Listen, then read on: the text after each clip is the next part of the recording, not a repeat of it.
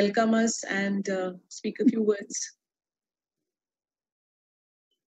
The people who are watching us, welcome to this particular meeting. Save Uterus campaign reminds me of 2010. In 2010, we saw a half-page advertisement in Times of India that villages after villages in Andhra Pradesh the ladies are minus the uterus. But the horror experience of mine came in 2016 when I attended the centenary celebration of Tata Memorial Hospital. The hall was packed, 1,000 people. The gynecologists invitee were just 4 or 5. Foxy president were missing. And the chief of Tata Memorial Hospital said, there were 200 foreign dignitaries were there, all related to cancer. And he said, my recommendations for the government of India are very important. And my plea and advice to the government of India is that thanks to the gynecologist, that you don't need to spend any money as far as cervical cancer prevention is concerned, because gynecologists are overzealous in removing the uterus without blinking their eyes. Not that, they are doing anything about the vaccination. Not that they're doing anything about the screening for cervical cancer. The only thing they are doing is removing uterus without blinking their eyes. So I think with that particular words, the Save Uterus campaign started in 2010, but we became overzealous as far as this campaign was concerned. It started in 2016, and then after that, Foxy had taken it over and spread it across. And now we find that, yes, the uterus removal is really not needed. 90% or 95% uteri you don't need to take out. Unless there is a malignancy, unless there is a prolapse, or very slight indications are there for uterus removal. With these words, I think we would like things to get started, because our minds were confused as far as various nomenclature was concerned related to heavy periods. And I think, our subsequent speakers are going to definitely tell you everything about how the FIGO coined, how the FIGO chipped in 2011 and things like that. So over to Deepti. Thank you, ma'am. And yes, I remember Save the Uterus campaign. You were the first, I believe, in Northern India who started 2010. 2010. Ma'am, you used to use that balloon therapy? 2010. Yes, I remember that very well. And that has been going on, and I'm sure all of us have really learned, and we've got the message straight.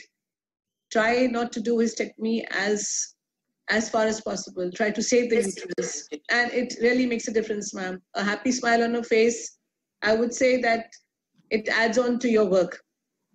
There are more referrals. And I invite Dr. Ila Gupta. Dr. Ila Gupta is the past President, Secretary of Delhi Gynae Forum East, presently working as a senior consultant at Max Hospitals. Dr. Ila her topic for today is endometrial hyperplasia.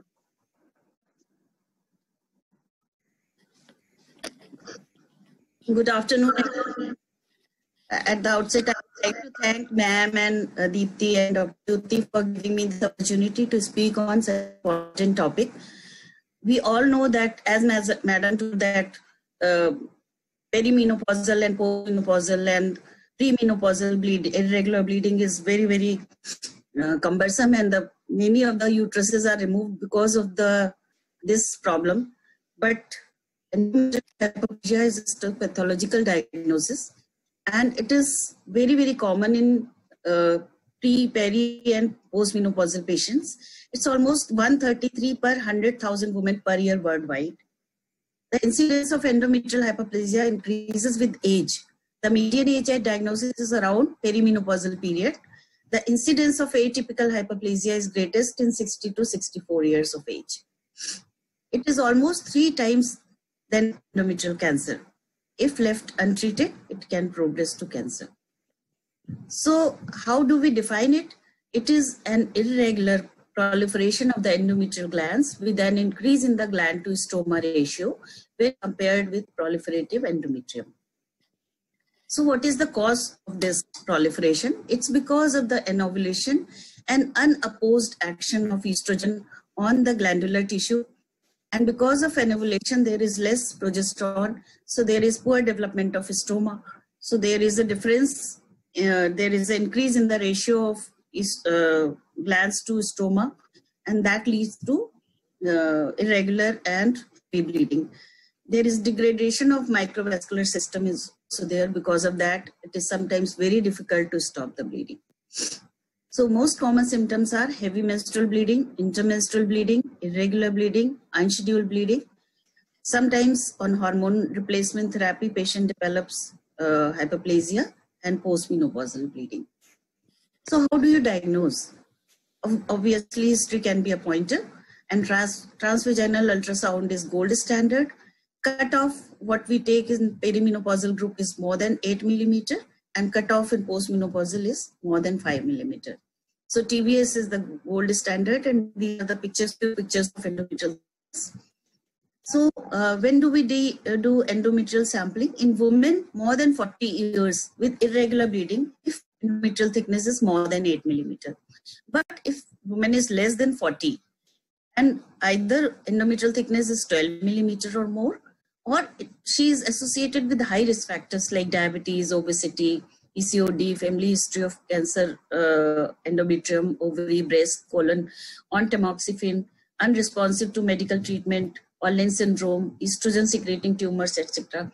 So in all these cases, one has to go for endometrial sampling in less than 40 years of age, even if the endometrium is less. So a cutoff of 3 to 4 millimeter for ruling out endometrial cancer in postmenopausal women. However, larger cutoff has been suggested for women taking HRT or tamoxifen, whether presenting with abnormal uterine bleeding or not. In premenopausal, no woman with an endometrial thickness of less than 7 millimeter had endometrial hyperplasia.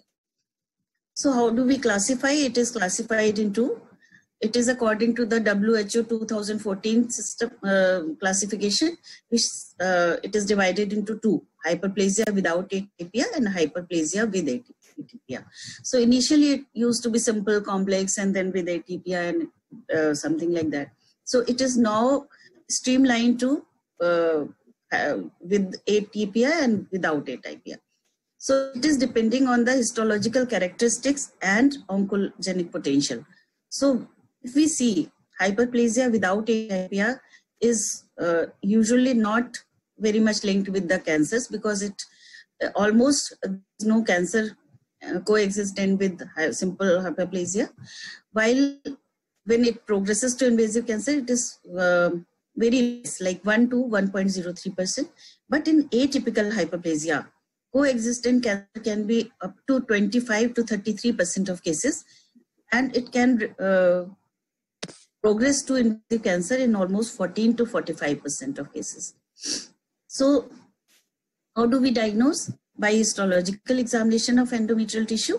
So endometrial sampling is the most important thing, which can be done in outpatient basis. You need not admit her, but up to 10% of the endometrial pathology can be missed even with patients, inpatient endometrial sampling is done on GA or something. So diagnostic hysteroscopy can be required at times when, especially where outpatient sampling fails or is non-diagnostic, or there is a irregular thickening which can show a polyp or something like that, that is visualized on hysteroscopy, and we can find out what is the cause for excessive bleeding. Repeated curettage should be avoided because of Asherman syndrome, especially on those patients who are desirous of fertility. So there is insufficient evidence of use of CT scan, MRI, etc. for this particular diagnosis. So now we come to the management of endometrial hyperplasia without atypia. Hyperplasia without atypia progressed to endometrial cancer in less than 5% over 20 years. Majority of cases will regress spontaneously during follow-up. Reversible risk factors such as obesity and use of HRT should be identified and work to be done on those high risk factors. So managing EH without atypia, progestogen treatment is indicated when hyperplasia failed to regress following observation. And symptomatic women with abnormal bleeding, in these two type of indications, we should definitely start progestogens. The progestogen treatment appears to have high regression rate, almost 89 to 96% compared with observation only, that where it is 74 to 81%. And LNG-IUS, the first line medical treatment when compared with oral progestogen, and it has high disease regression rate also. So continuous progesterone should be used. It can be medroxyprogesterone 10 to 20 milligram per day or norethistron 10 to 15 milligram per day for women who decline the LNG-IUS. Cyclical progesterone is of no use because it is not a very effective treatment. Progesterone mechanism is, because it is a mainstay of treatment for anovulatory bleeding, 50% of the total treatment is prescription of progestogens.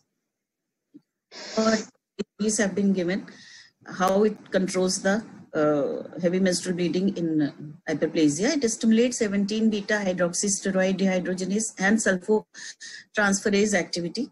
These enzymes convert estradiol to estrone sulfate, which leads to which is an inert estrogen.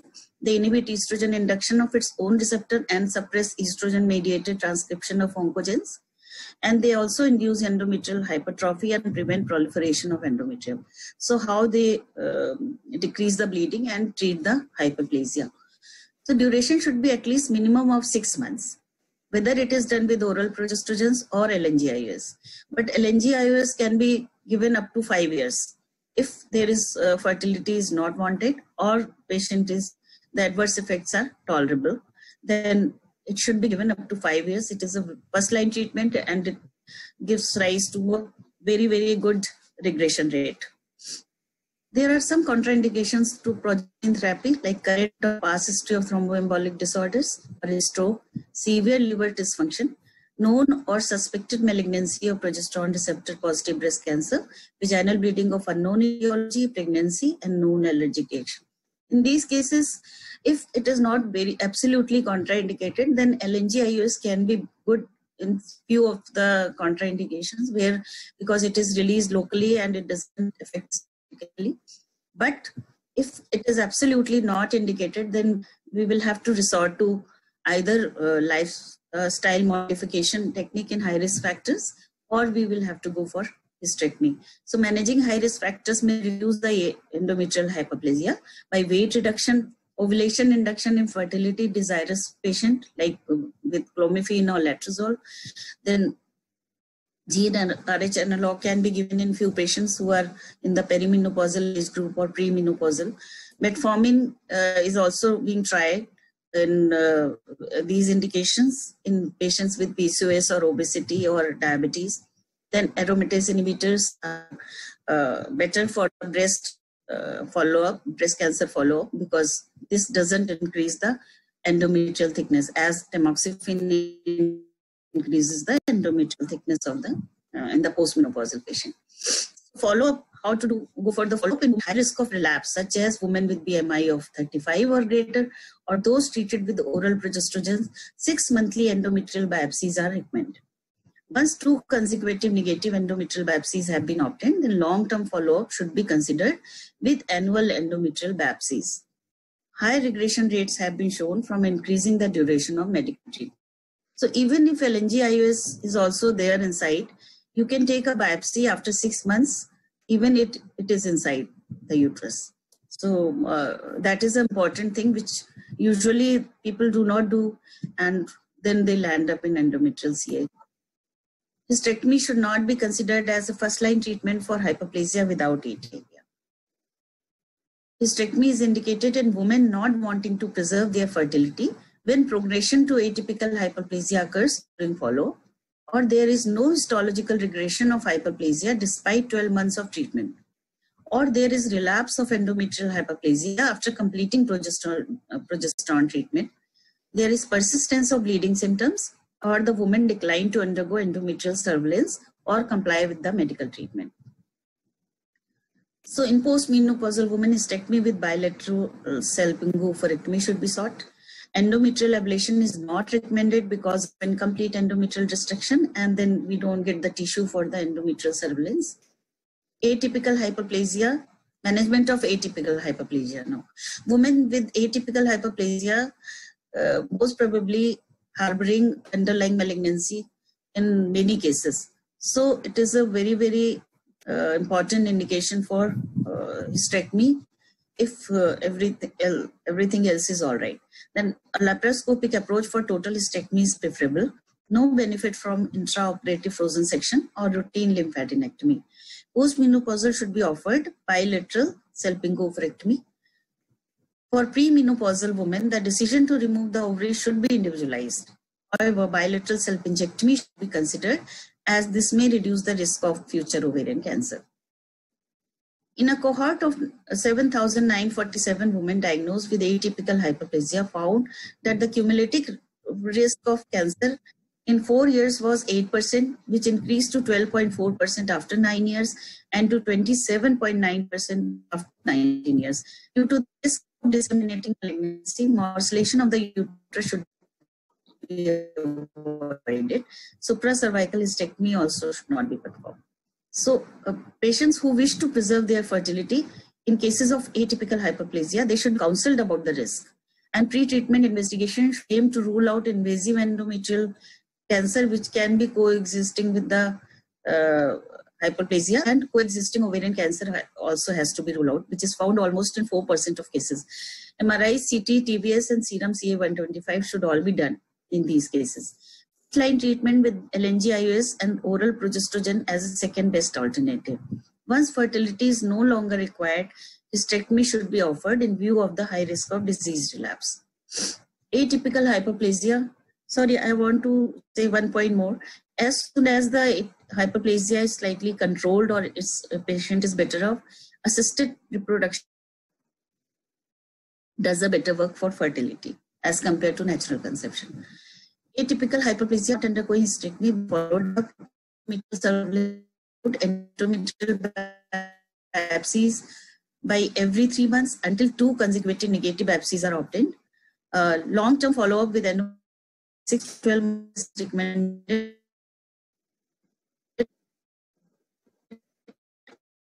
And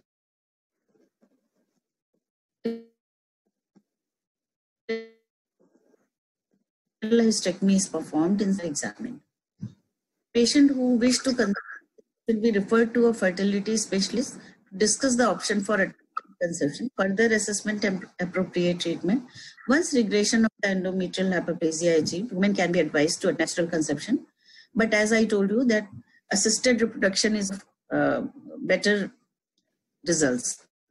HRT and endometrial hyperplasia. Systemic estrogen only ERT should not be used in women with a uterus associated continuous progesterone. Oral or IUS LNG can be advised along with HRT. So progesterone is mandatory in such cases. You cannot use only estrogen hormone therapy. So if the patient is on tamoxifen, patient should be encouraged to report any abnormal vaginal bleeding or discharge promptly and counseled regarding high risk for cancer.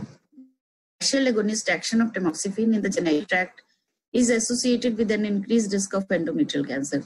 In the presence of hyperplasia, it is presumed that this risk is even higher. If it is a polyp which is coming out with the hyperplasia histopathology, then removal of the uterine polyp is recommended and an endometrial biopsy should be obtained to sample the background endometrium. Subsequent management should be according to the histological classification of endometrial hyperplasia. So this is the complete algorithm. Like if we call it in palm coin AUBM, which is either endometrial malignancy or endometrial hyperplasia. If there is endometrial malignancy, standard protocol is followed. But if it is endometrial hyperplasia, we should go for atypical and hyperplasia without atypia. Hysterectomy is the treatment of choice in atypical, and LNG-IUS is recommended for first-line therapy. Oral progestogens and preventive hysterectomy should only be considered in exceptional cases. Example, extreme obesity without any prospect of weight loss. One word about the asymptomatic postmenopausal endometrial thickness. Transvaginal ultrasound should not be used as screening for endometrial cancer. Endometrial sampling in a postmenopausal woman without bleeding should not be routinely performed. Sometimes a woman to us and there is increase in the thickness, but there is no symptoms. Then these type of patients should not undergo sampling unless it is associated with increased polarity in a homogeneity of endometrium, particulate fluid, or thickened endometrium over 11 millimeter. They should be sampled. So take home messages: endometrial hyperplasia occurs due to unopposed action of estrogen due to an ovulation, may turn into endometrial CA if untreated, depending on high risk factors. Endometrial thickness assessment by TBS is gold standard. Endometrial sampling is diagnostic with or without hysteroscopy.